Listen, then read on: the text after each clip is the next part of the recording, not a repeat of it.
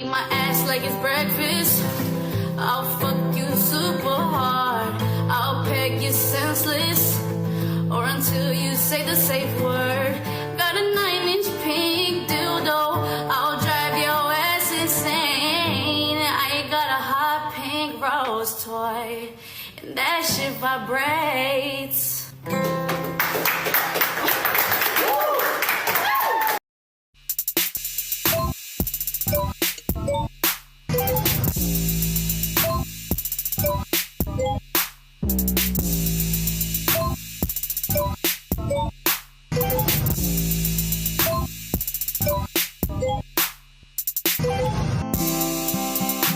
Welcome to the Dollar Bill Show, episode 51.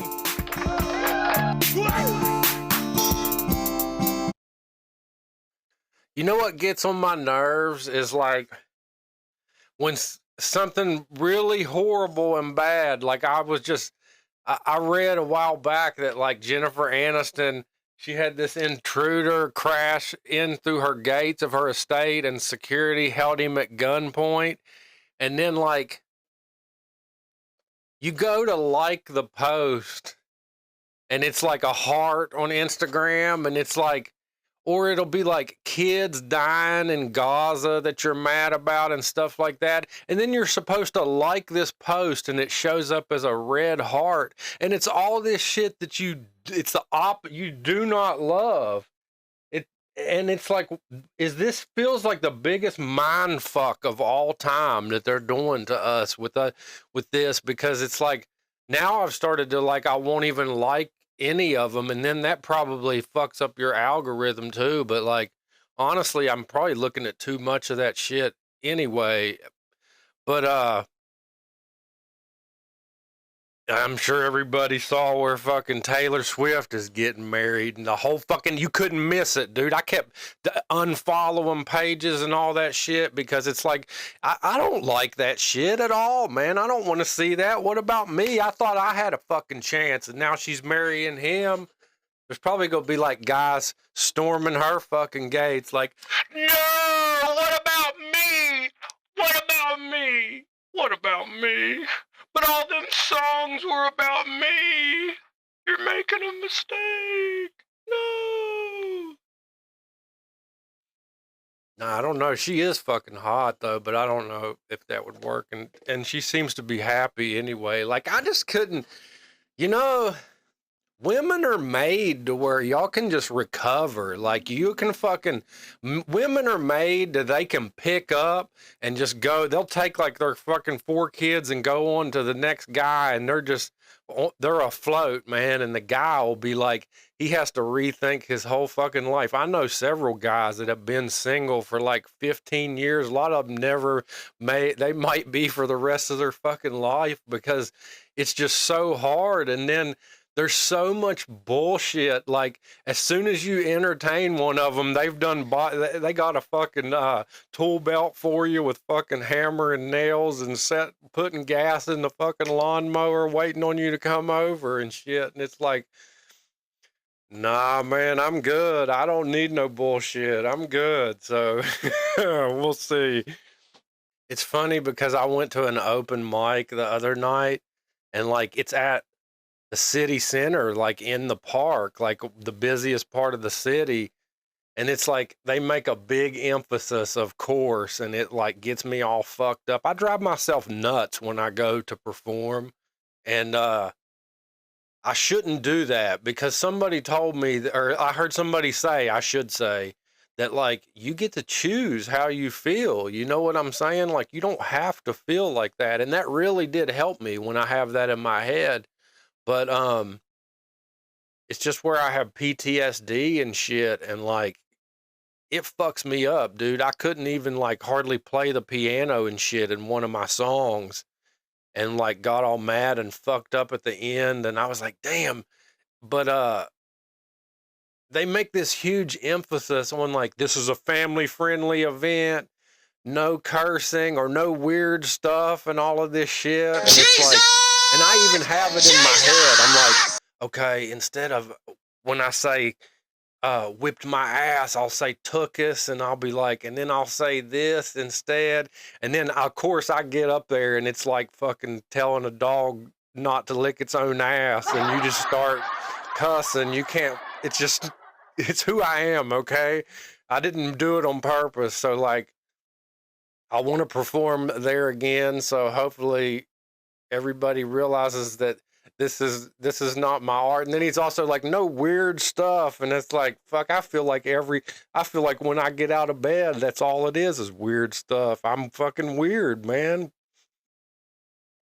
I could like barely make it home though after that. And then it was weird. It literally was like God made me forget all the words to this one song, and I don't even think nobody realized it.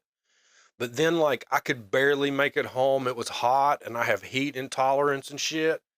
And then it was like these two hillbillies were picking out in front of this store because they were having like this whole art walk thing.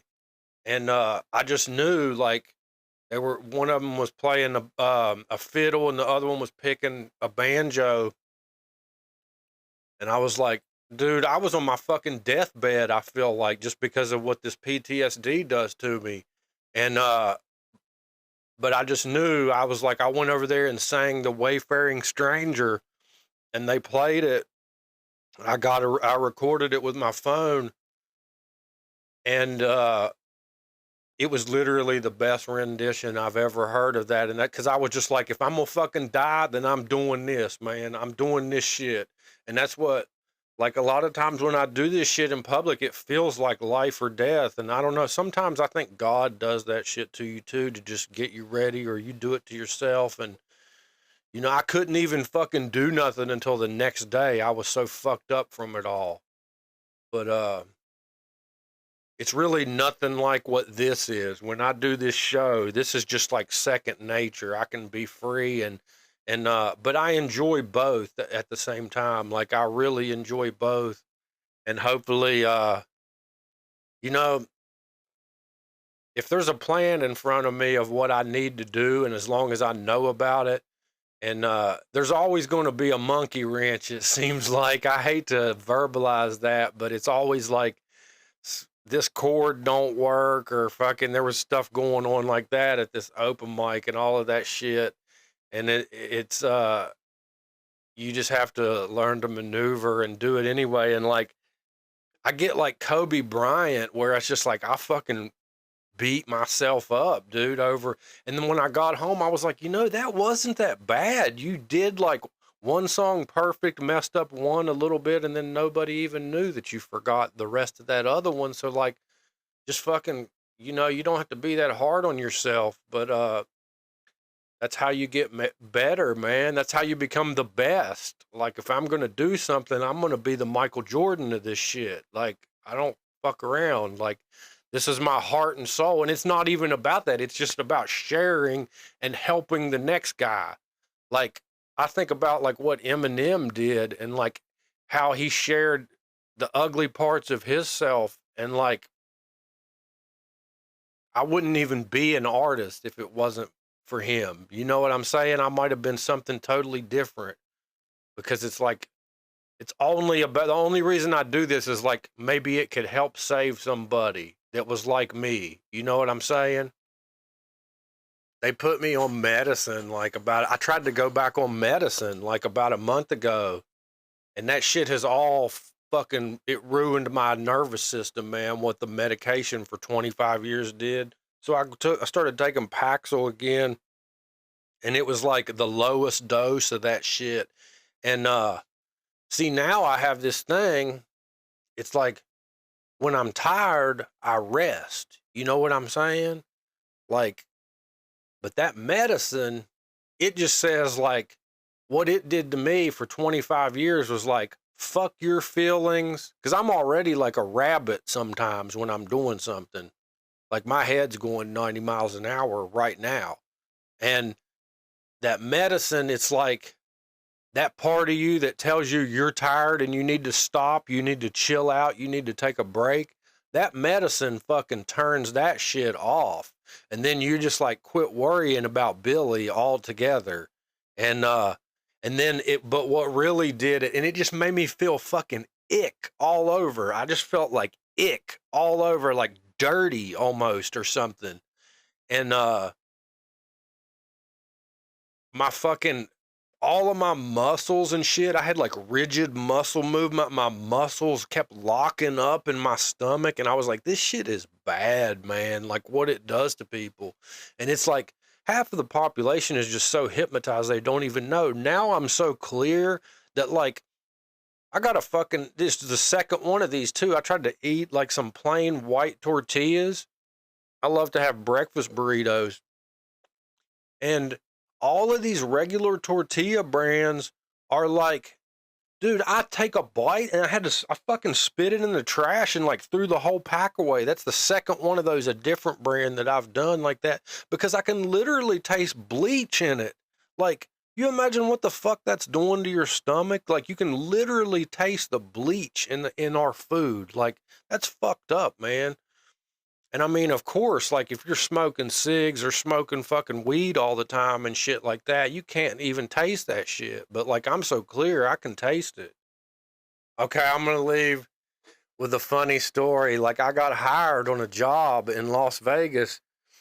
I wasn't happy with the company I was with, and there was so much work at the time that like I talked to these dudes down the hall. I liked the work that they were getting to do. And so they put me on, and like anyway, they hire me, dude. And fucking the first day, like coming out as I went in, is like John Wayne Bobbitt, man.